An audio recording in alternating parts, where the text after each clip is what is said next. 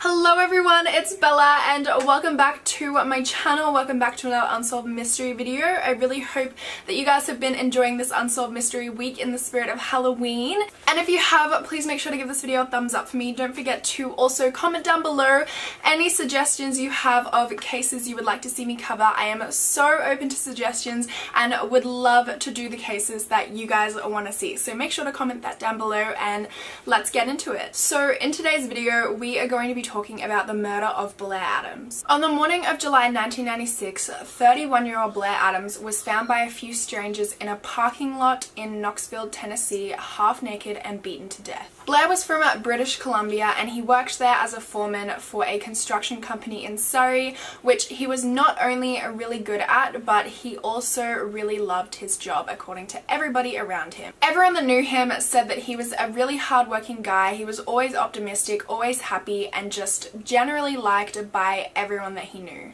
But in July of 1996, that all changed and he pretty much became a completely different person. Blair started acting really strangely. He had a lot of anxiety and he had frequent and wild mood swings. He had mentioned to a few of his friends that he was depressed and was feeling really stressed out. Nobody knew what caused this sudden change in Blair's behavior or his personality or the way he was feeling. He had struggled with drugs and alcohol in the past, but everyone said that this was a thing of the past and he had turned his life around. Everybody around him noticed this change, especially because he went from this like really hard-working, happy-go-lucky guy that just got along with everyone and was really well liked by everyone to this guy who was having these huge mood swings, riddled with anxiety and depression. It's just such a complete 180 from just all of the sudden, just a complete change in his personality.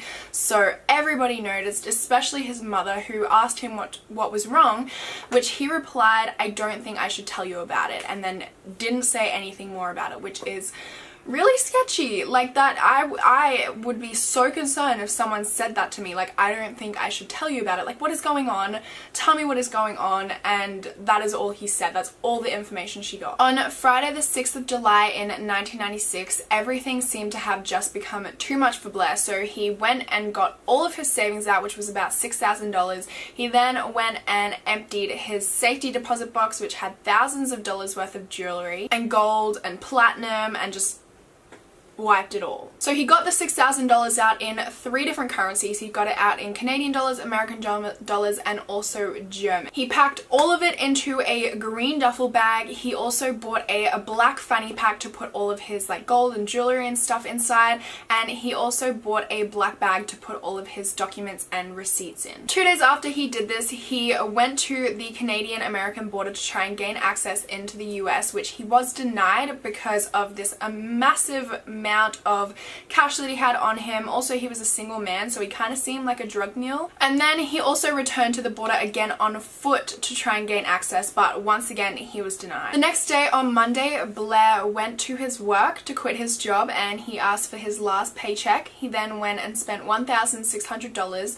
on a return airfare to Frankfurt, Germany for the following day. But he never ended up catching this flight because a few hours after he bought it, he desperately wanted to get into the US again. He was just really all over the place, and it only gets like crazier from here on. So he goes to his friend's house without any notice and is like really anxious, really stressed out, and is like, "Can you please smuggle me into the US because there is someone trying to kill me and I really need to get there?" And she was like, "What the hell? I'm sorry, no, I can't help you because I have a child and I can't leave my child, so I'm not going to smuggle you into the US." So the next day, on Tuesday, he turns in his tickets to Germany and goes back to the US border and tries to get in again, and this time he actually gets through. So when Blair gets into the US, the first thing he does is go to Seattle, and when he gets to Seattle, he buys a $770 one-way ticket to Washington instead of a much cheaper $350 to $400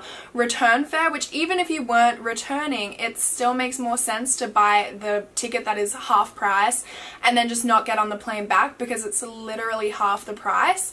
And the weirdest part about it is when he gets to Washington, he doesn't stay. He just leaves and goes straight to Knoxville, which is like 500 miles away from Washington. So it's like doesn't make sense at all. He's just like has no idea what he's doing at this point. And not to mention, why did he even buy the ticket in the first place if he wasn't even going to stay in Washington? He goes to Washington, buys a $770 ticket there, and then doesn't stay there at all. He just straight up leaves. His behavior is really strange and erratic at this point, so I really hope I'm not confusing anyone because I know it's just so all over the place. It might be a little bit hard to keep up with even because he just went from this completely normal guy and then all of a sudden was just acting crazy, making all of these crazy decisions.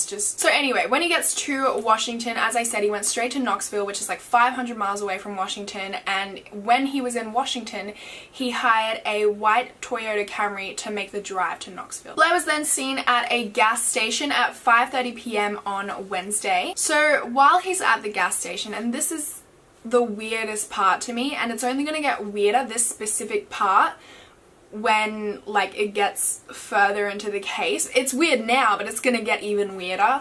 So he tells the attendant, I can't start my car, I don't know what's going on. So the attendant has a look at the car, has a look at the keys, and he's like, you have the wrong keys, that's why you can't start the car, because these are not the right keys for the car. Which is like, how did he even get there if he didn't have the right keys? He had keys to a Nissan car and then told the attendant that he didn't have any other keys with him. So they searched the immediate area for the keys and they couldn't find them. Like, this case is so confusing. So he has to stay in Knoxville because he can't go anywhere. The rental company is closed until the next day and he doesn't have the keys for the car somehow, so he can't like change them over with the rental company or do whatever he has to do. So he hitchhikes with a tow truck to a nearby hotel, and the tow truck also takes the car to a repair yard for him as well. When he arrived at the hotel, the Fairfield Inn, he was acting really strangely, and one of the workers there, Tika Hartsfield, even noticed this and said that he was really agitated, really anxious. He was like moving about all the time, and he was acting although he was waiting for someone to come for him. So he was caught on the hotel security footage, and he walked in and out of the hotel 5 times in the space of 1 hour before he eventually came back in and paid for a room in the hotel. And I mean, he could have just been deciding whether or not he wanted to book the place, but the whole time he was walking in and out, and throughout the whole hour he was constantly checking behind him as if someone was coming for him, like he was waiting for something or expected something, or not expected something, but like something that wasn't necessarily going to come, like how he said he was expecting someone to kill him kind of thing. So he books the $100 room and he paid $150 for it and did not take the change. He let the hotel keep the change, and then he never went up to the room, not even once. So he takes his key, 7:37 p.m, leaves the hotel and never comes back. 12 hours later, on Thursday, July the 11th, about a half mile from the hotel, Blair's body was found in an unfinished motel's car park by the construction workers. His body was found beaten and naked from the waist down. His shirt was ripped open, his shoes off, and his socks were inside out. Lieutenant Jones, who was on the scene, said it looked as though Blair had not taken his own pants off. So his pants were off, but it looked as though someone else had taken them. There's like a distinct difference when you take your own pants off as to when someone else takes your pants off. So despite the fact that he was found naked from the waist down, there seems to be no evidence of sexual assault or anything, but he had been beaten, as I mentioned before. He had scratches and cuts all over his body, and some of them were defensive wounds as well, which shows that he did try and defend himself and fight the attackers off. In the end, it was a fatal blow to the stomach, which ruptured his stomach and ended up. So they did positively ID his body because he had $2,000 worth of jewelry and gold in a small bag in his pocket. He had another bag containing all of his receipts and stuff, like from his plane ticket, and he had $4,000 in the Canadian, American, and German currencies all around his body. Okay, now this is the weirdest part to me, the most strange, bizarre thing that I have heard, and this like pertains to the whole khaki thing, which I said was so weird, is about 10 feet away from him they found his Toyota khakis. After they found the body, they did a search. There was no murder weapons, nothing around his body. They searched the hotel room as well, but they found nothing because he hadn't even been there. After the murder, when his family was alerted, they had no idea why he was in Knoxville. No one had any idea why he went to any of the places that he went. He didn't know anyone there, he had no business there, and just generally he had no reason to be there. So this brings us to the theories of this case, and the first one I'm going to talk about, which is super unlikely, is the whole suicide theory. Honestly, I find this one unlikely because he had defensive wounds on his body. He also had, like, his pants had been taken off by someone, and I feel like it's a weird way to kill yourself, to punch yourself in the stomach so hard that you die. His family and friends are convinced that he wouldn't do that no matter what he was struggling with, but I guess you never know. It just, the theory doesn't really make sense. It doesn't make sense that he would go through all of that just to kill himself, but I guess it seemed like he was running away from something, and maybe he got sick of running away from this thing and then decided to end it because he didn't want to live his life in fear of these people that he thought was going to kill him. The next theory is that this was an accidental hit and run, which again doesn't make any sense because one, he died from a blow to the stomach, had defensive wounds, had his pants taken off. Unless they did do all of that to cover up that they hit him with their car, maybe they took his pants off to kind of look like it was something else, or I don't know, but there was defensive wounds, which you can't fight a car, so that wouldn't make sense either, and there is absolutely no evidence to support that theory. Also, it would be really like sketchy for him to be running away from people that were trying to kill him only to accidentally die from a hit and run. Okay, so that brings us to the last theory, which is murder, which I definitely think is the most likely theory considering the way that he was found.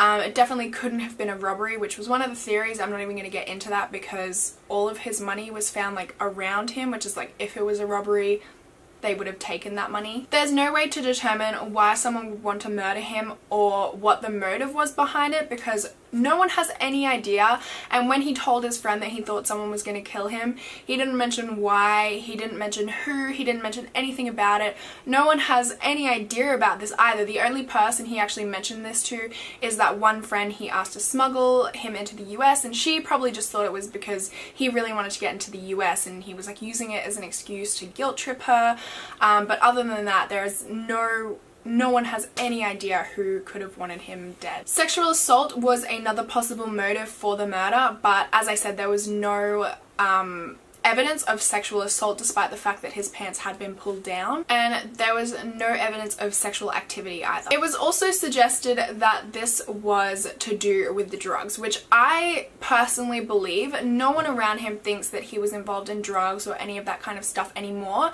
But the fact that he had been previously and then all of a sudden he thought someone wanted to kill him and he went through all of these extreme efforts to try and get away from whoever this person was, if he was trying to get away from someone, just really like speaks drugs to me, especially if he was previously involved with them. I mean, he mentioned to his friend that someone was trying to kill him, but then he didn't go to the police, which a lot of people involved in drugs don't want to go to the police about it because they don't want to get in trouble for being involved with drugs. Instead, he withdrew all of his money, all of the things from his safety deposit, and then ran, which seems like a really weird thing to do if you're not involved in something sketchy. But there were no drugs found in his system, and also I kind of find this strange because all of the gold and jewelry and all of this cash was still found around him, which I feel like if the people who did this were like involved with drugs, they would definitely want to take all of his possessions, maybe even the car, especially the money and the jewelry, which kind of rules this out. There actually is one more theory, I lied, and that is the police didn't actually think anyone was following him. They think that he was imagining the threats and imagining that someone was following him, so he was running away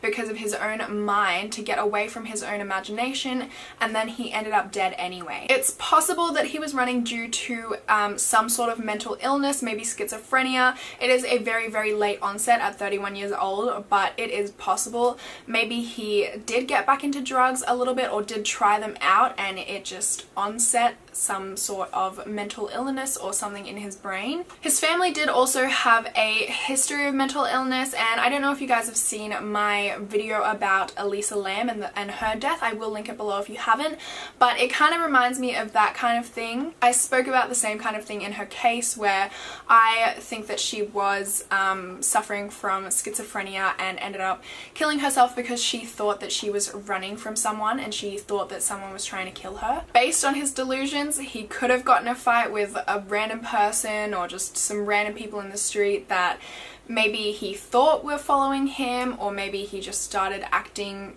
weirdly towards, and then they got into a fight and he ended up dying because of a fatal blow because of it. I have absolutely no idea. I would love to know what you guys think. I personally think this either had something to do with something sketchy, whether it was drug related or something else. I think it was something sketchy, because who just withdraws all of their money, quits their job and starts acting so weirdly for no reason? Otherwise, I think it was just his own delusions, because both of those make the most sense in this situation. But there are no leads on anything he could have been involved in or any motivation as to why this happened. So I would love to hear your theories. If you had any more information on the case that I might have missed, would love to hear it. Make sure to comment down below. Make sure to give this video a thumbs up if you enjoyed, and hopefully I will see you in my next one. Bye!